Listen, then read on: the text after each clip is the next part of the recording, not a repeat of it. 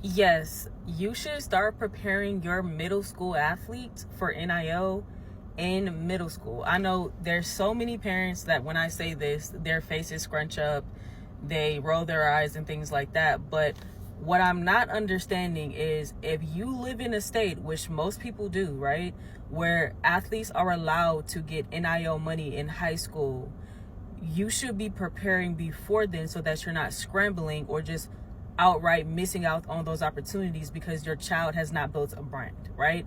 When I say NIL starts in middle school, what I mean is NIL preparation starts in middle school. I don't believe middle school athletes should be focusing on getting money in middle school, but absolutely they should be preparing for that, right?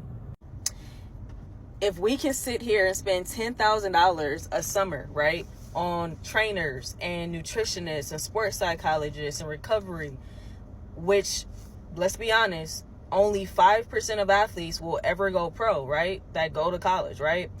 And that is not even a guarantee, right? But we scrunch our faces up, get mad, get angry when we talk about NIL, not realizing that NIL is only a vehicle. It's not the destination.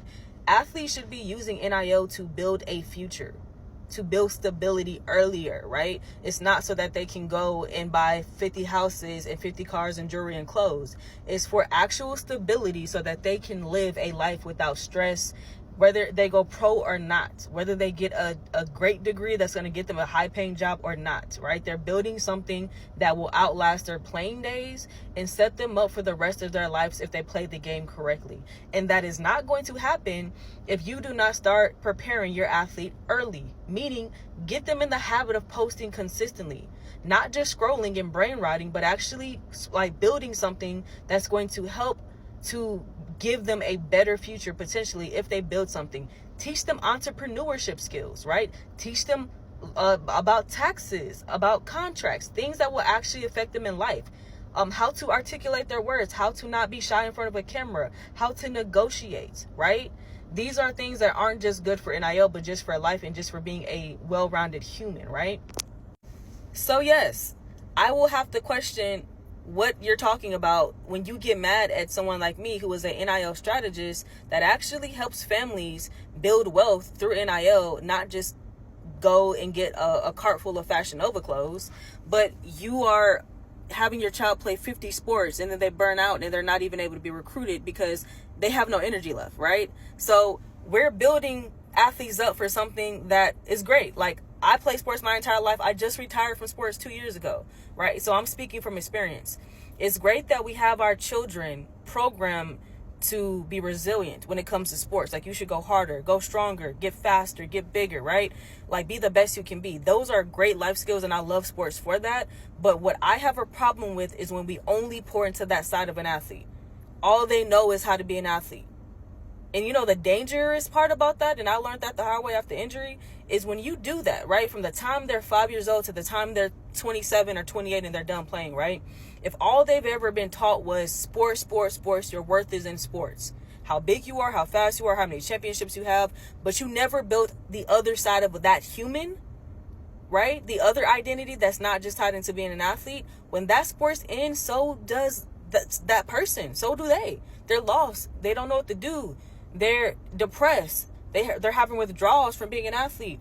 They haven't thought about life after sports, and now they're grown adults and they don't know how to navigate life.